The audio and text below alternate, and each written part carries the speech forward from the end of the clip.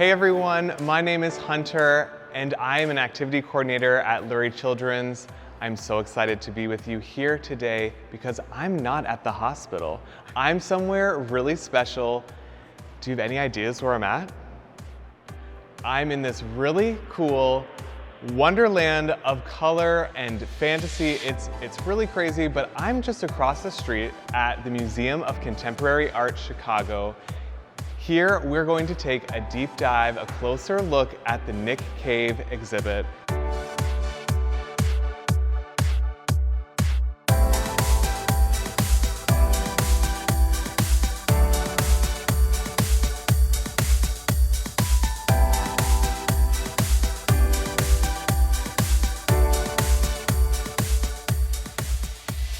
The Nick Cave exhibition is all about the artist Nick Cave and a little bit of info about him. He was born in Fulton, Missouri, just a neighbor of ours in Illinois, but now currently lives here and makes all of his artwork here in Chicago, Illinois.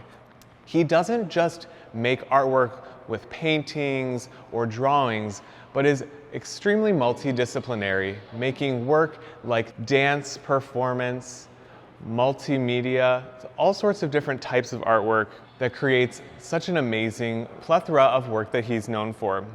He also is really good at speaking about the artwork in many different ways. He speaks about his Black experience as a person of color in what it's like to live in America at this time. He also, a lot of his work talks about his queerness and what it's like to live in America as a queer man. The exhibition title is Forothermore, and I think of that as thinking about Forothermore and also the word other.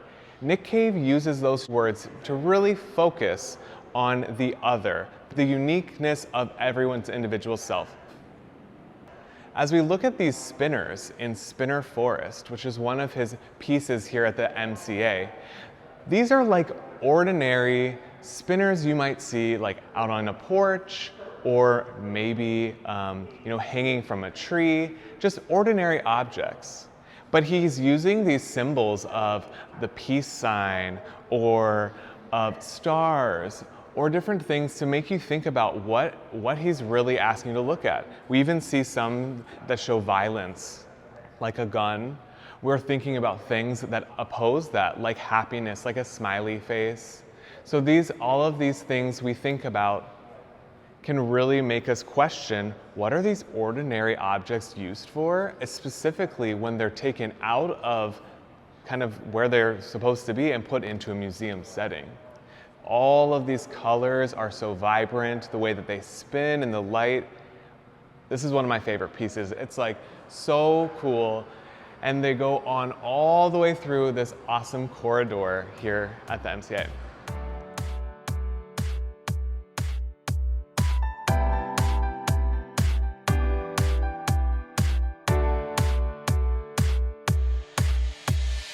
Okay, we're going to take a look at some more artwork in this amazing gallery space. These works of art over here are called sound suits, and some of these are his most famous works of art. They all are very unique and different, but today I wanted to focus in on one specific one that I thought was really cool and kind of funky. We can take a look just over here at the sock monkey sound suit. Like, how wild is that? It's made out of sock monkeys. Now, when you look at it, what do you see, first of all? Because I'm seeing a sock monkey, but there's so much going on. So let's take a little bit of a closer look for a second and just what are we seeing? The monkeys are kind of like toppled all on top of each other. They're like climbing up this wild wall of like arms and legs of socks. First of all, this looks heavy. Could you imagine holding that many sock monkeys? These sound suits are a really cool way that Nick Cave is exploring the way of identifying himself and thinking about armor. I'm thinking of armor like a knight, like a princess and a knight in shining armor. But these sound suits are used as a form of armor to protect oneself from a lot of the kind of like mean and hateful things that the world throws at us. And so by putting on these beautiful and fabulous sound suits, we're able to be our true authentic selves in a way that we want to express ourselves. And so with this monkey sound suit, I'm looking at it as a way of just being silly and funny, and also like it looks really soft and squishy. If you were to wear this sound suit, how would you put it on? I mean, would you slip it over your head? Would you zip it up like pants? I don't know. That's a question I have for you. How would you put this thing on, and how would you walk in it? I mean, it'd be kind of hard. You don't have any place for your arms to go. And another question is, if we were to count how many sock monkeys in this piece, how many do you think there would be? I mean, 5, 10, 20, 100, I don't know. There's a lot there. And they're all kind of grouped in different colors and different material. I think this one's really fun and funky, but as we look at some of the other ones, there's flowers, there's beads, there's other kind of found objects that you might see like at a thrift store or at a yard sale. So Nick Cave really is exploring so many things here by thinking about the way that we represent ourselves and the way that we can protect ourselves, kind of like armor. That leads me to wanting to go to see another sound suit in a different gallery, but this one's going to be very different. These are really colorful and vibrant. The sock monkey was really soft, but the next one we're going to look at is a little bit of a contrast. So let's go that way. Here we see more of Nick Cave's sound suits, but these ones are a little bit different. This is the one we're going to be taking a look at. When you look at this, what is it made out of? If you get closer, you can see all of those little tiny pieces of wood that come together. Now, if you were to wear this would probably be so heavy. But could you imagine the sound it would make if you moved in this? Same thing, how would you see? I mean, I don't see any eye holes for someone wearing this. If you were to feel this, what would it feel like? These are all really good things to think about when you're looking at works of art, because it helps you think about maybe why did the artist use this material over something else? Or does it have a specific meaning that can help us kind of understand better what Nick Cave is trying to say? I look at the top part of this sound suit and it reminds me of a basket. And thinking about this one particularly, I'm thinking about ways that we can reuse materials. I mean, we see baskets all the time, in the trash or even like in a thrift store, a yard sale. Nick Cave uses a lot of materials that are reused and recycled to put into his work. And I think that's really important because we often are thinking of how can we be better for this planet, and recycling is one way that is super helpful to everyone, and he's using that as part of his art practice to create beautiful works of art from found objects or things that we would think as like useless or we would discard. These sound suits really draw to attention the ways in which we think about whose voices are heard and whose aren't. And I think Nick Cave is speaking to the ways in which he as a Black person and his experience hasn't always been heard. And I think it's important for all of us to acknowledge that we can stand up for people who haven't been heard. So have you ever had a time that you've stood up for someone whose voice wasn't heard?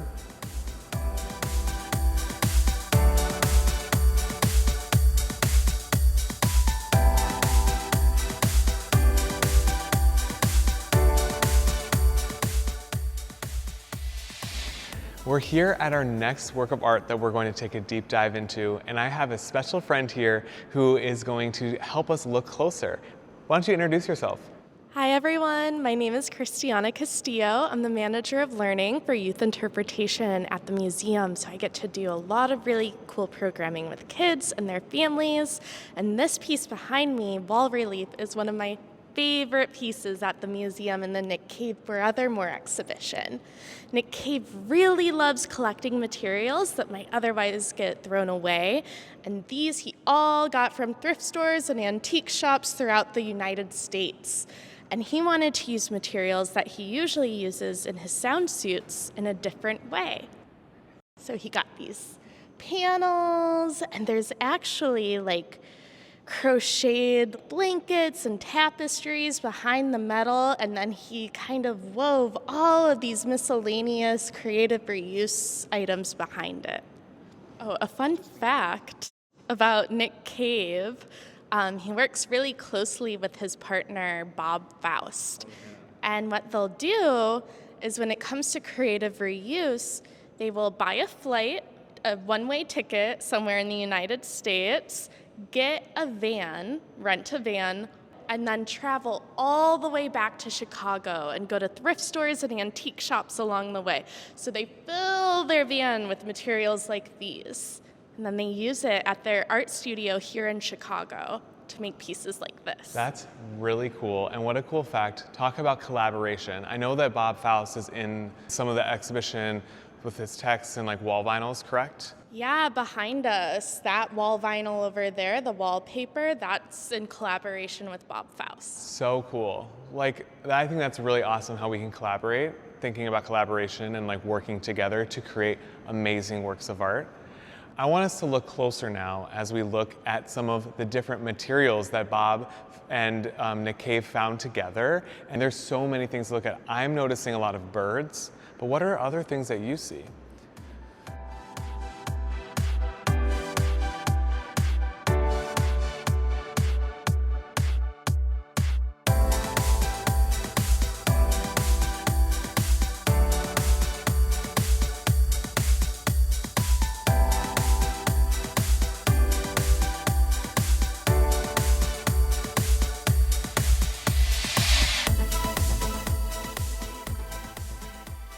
We are now at this amazing piece of work titled Wall Tapestry.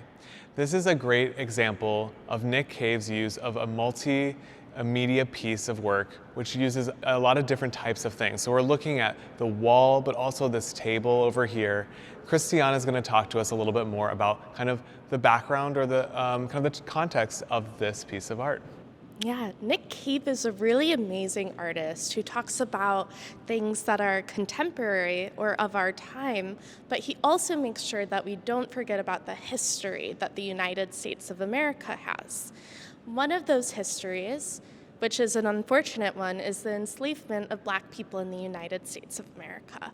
So on the table, we have carved out wooden African heads, and above them is an American eagle that's carved out of wood as well. And it looks kind of scary. It looks like maybe it's trying to silence some people. I don't know, it doesn't look like a really comfortable situation to me.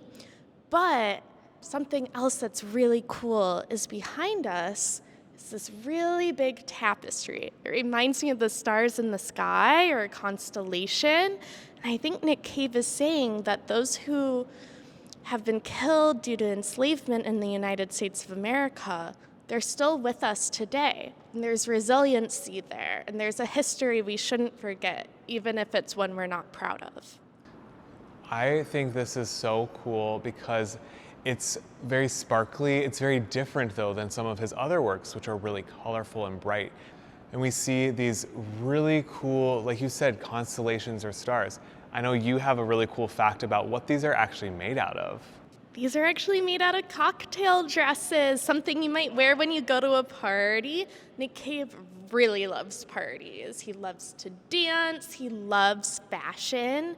Growing up, him and his siblings, they used to have contests of who could make the best outfit using their mom's closet and other creative reuse objects they would find. So fashion has always been really important to Nick Cave, and you can see that here in this multimedia piece. So we've made it to our final piece that we're going to take a look at today. This is Amalgam, which is an entirely cast bronze statue.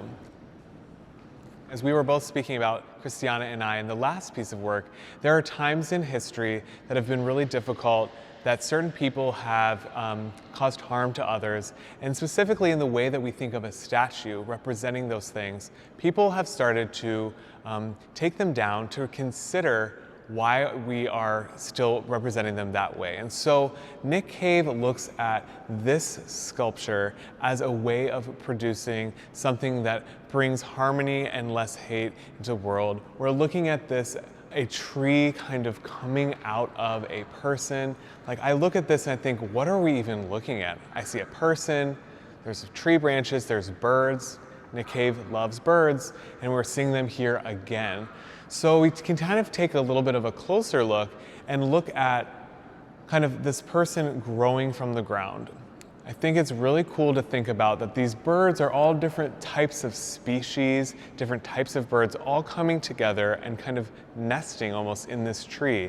Think about us as people, all individual, unique, beautiful people, that we have our own unique voices all on this world in large communities. And I think Nick Cave is speaking to that, about how we can be our individual selves, but also celebrate the uniqueness and the otherness of everyone else around us. So this is a beautiful one to end on. I think it encapsulates Nick Cave's Forothermore exhibition so well, and it is one of his largest large-scale full-body bronze statues that he's ever made, and it's absolutely beautiful.